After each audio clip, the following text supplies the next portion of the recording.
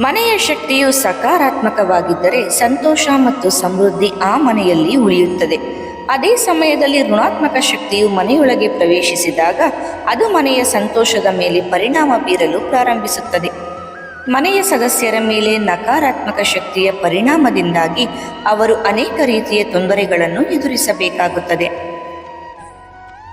ಮನೆಯಲ್ಲಿ ನಕಾರಾತ್ಮಕ ಶಕ್ತಿ ಇರುವುದನ್ನು ತಿಳಿಯುವುದು ಹೇಗೆ ಎಂಬುದನ್ನು ತಿಳಿಯೋಣ.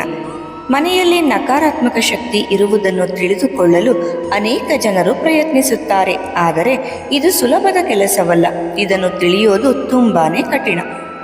ಮನೆಯ ಸಂತೋಷದ ಮತ್ತು ಶಾಂತಿಯ ಮೇಲೆ ಪರಿಣಾಮ ಬೀರಲು ಪ್ರಾರಂಭವಾಗುತ್ತದೆ. ಮನೆಯ ಸದಸ್ಯರಲ್ಲಿ ಚರ್ಚೆ, ಮನಸ್ತಾಪ ಎದುರಾಗುವ ಸಾಧ್ಯತೆಗಳು ಹೆಚ್ಚಾಗಿರುತ್ತವೆ. ಮನೆಯಲ್ಲಿ ಯಾರಾದರೂ ಪದೇ ಪದೇ ಅನಾರೋಗ್ಯಕ್ಕೆ ಒಳಗಾಗಲು ಪ್ರಾರಂಭವಾಗುತ್ತದೆ. ಕೂಡಿಟ್ಟ ಬಂಡವಾಳ ಇದ್ದಕ್ಕಿದ್ದಂತೆ ನಾಶವಾಗಲು ಪ್ರಾರಂಭವಾಗುತ್ತದೆ.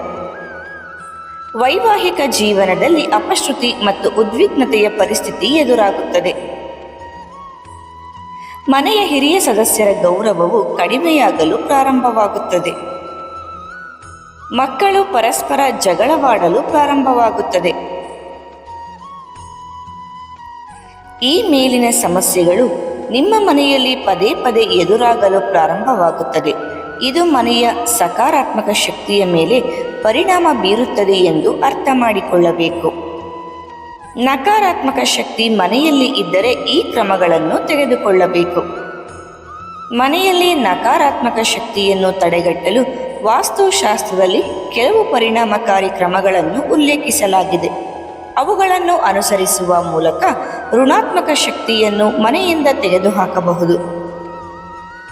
ಆದ್ದರಿಂದ ಈ ವಿಷಯಗಳನ್ನು ಮನಸ್ಸಿನಲ್ಲಿಟ್ಟುಕೊಳ್ಳಬೇಕು. ಮಲಗುವ ಮೊದಲು ಕೊಳಕು ಪಾತ್ರೆಗಳನ್ನು ತೊಳೆಯಬೇಕು. ಬೆಳಗ್ಗೆ ಮತ್ತು ಸಂಜೆ ಮನೆಯಲ್ಲಿ ಪೂಜೆ ಮಾಡಬೇಕು. ಮನೆಯಲ್ಲಿ ಸ್ವಚ್ಛತೆಯನ್ನು ಮತ್ತು ನೈರ್ಮಲ್ಯದ ನಿಯಮಗಳನ್ನು ಪಾಲಿಸಬೇಕು. ಹನುಮಾನ್ ಚಾಲೀಸ ಅಥವಾ ಸುಂದರಕಾಂಡವನ್ನು ಮಂಗಳವಾರ ಪಠಿಸಬೇಕು.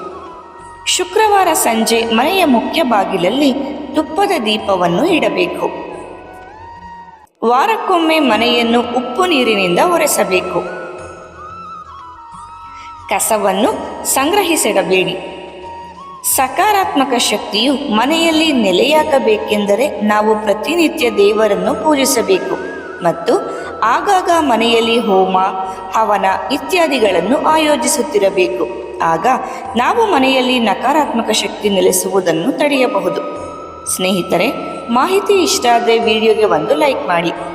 ಇದೇ ರೀತಿ ಉಪಯುಕ್ತ ಮಾಹಿತಿಯೊಂದಿಗೆ ಮುಂದಿನ ವಿಡಿಯೋದಲ್ಲಿ ಭೇಟಿಯಾಗೋಣ. ಧನ್ಯವಾದಗಳು.